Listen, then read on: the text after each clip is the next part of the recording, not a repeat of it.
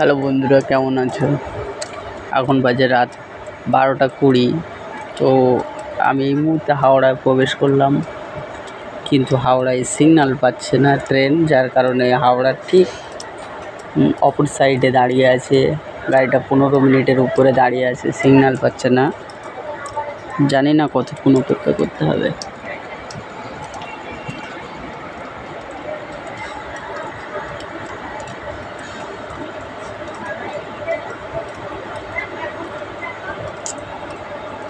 আর বৃষ্টিও পড়ছে,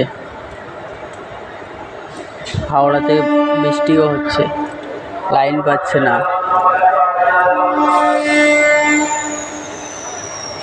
দেখা যাক কতক্ষণ অপেক্ষা করতে হয়।